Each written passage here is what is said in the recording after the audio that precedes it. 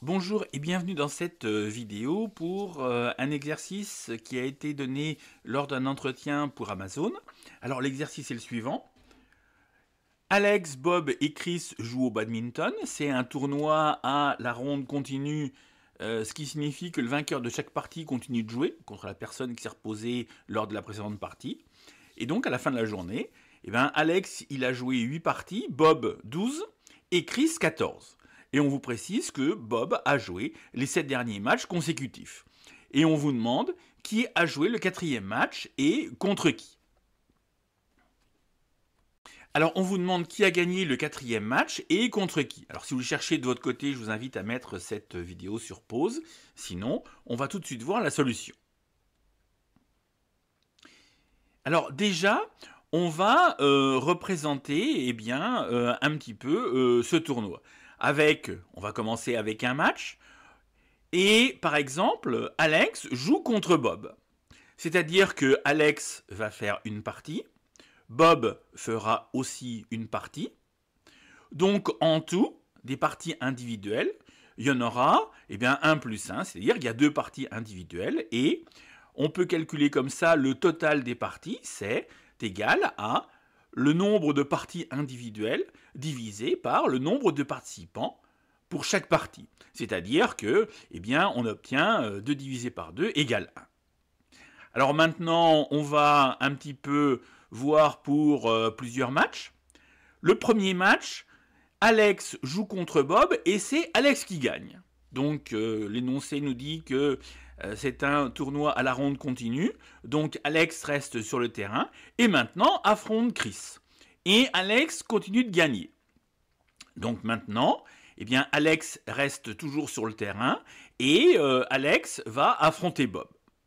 Alors on va s'arrêter là et on va compter maintenant les parties. Alex, il a fait 3 matchs, c'est-à-dire que 3 parties. Bob, il en a fait 2. Et Chris, il en a fait 1. Alors si on compte les parties maintenant individuelles, 3 plus 2 plus 1, c'est-à-dire 6. Et le total des parties, c'est égal à le nombre de parties individuelles divisé par le nombre de participants pour chaque partie. C'est-à-dire que 6 divisé par 2, ça fait 3. Alors maintenant, si on s'intéresse à l'énoncé de cet exercice, Alex, il a fait 8 parties, Bob 12 et Chris 14. En additionnant le tout, 8 plus 12 plus 14, on arrive à 34 parties individuelles. 34 et à chaque fois, on a 2 participants, donc il y a eu 17 rencontres. Alors, 17 rencontres, on va s'intéresser à ce joueur. Alex, il a fait 8 parties. Si on matérialise, chaque case représente une partie, partie numéro 1, numéro 2, numéro 3, etc., jusqu'à partie numéro 17. Alex, il a fait 8 parties. Donc 17, si vous le partagez en 2, vous ne pourrez pas le partager en 2 parties égales, c'est-à-dire 8 et 9.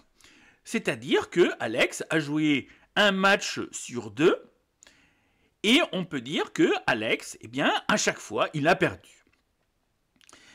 Il a perdu sa partie, c'est-à-dire que la partie suivante, il ne joue pas, et il joue la partie numéro 4, qui perd. La partie numéro 5, il ne la joue pas, il joue la partie numéro 6, etc. Et donc, ce qu'on peut dire à ce stade, c'est que Alex a perdu la 4e partie.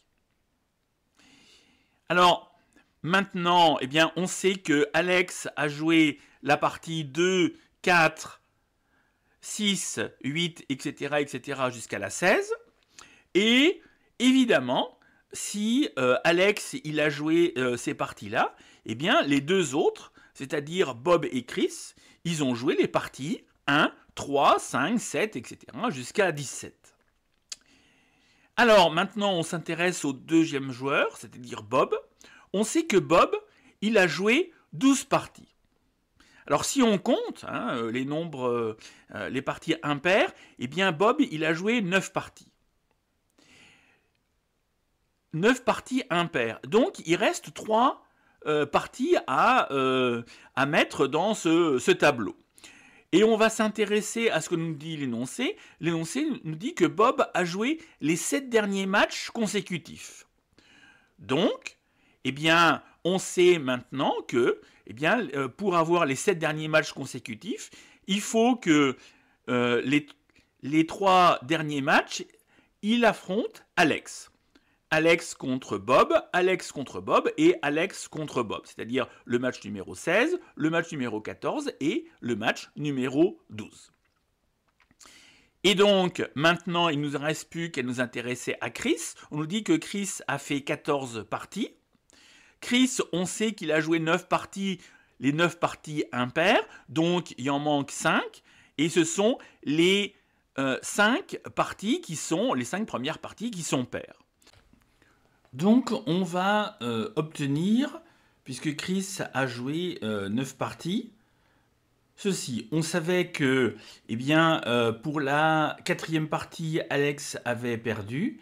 Et maintenant, on sait que Chris a gagné la 4e partie, et ceci contre Alex. Donc voilà, j'espère que cette vidéo vous a plu. N'hésitez pas à me faire part de vos remarques en commentaire, et puis on se dit à très vite pour une prochaine vidéo.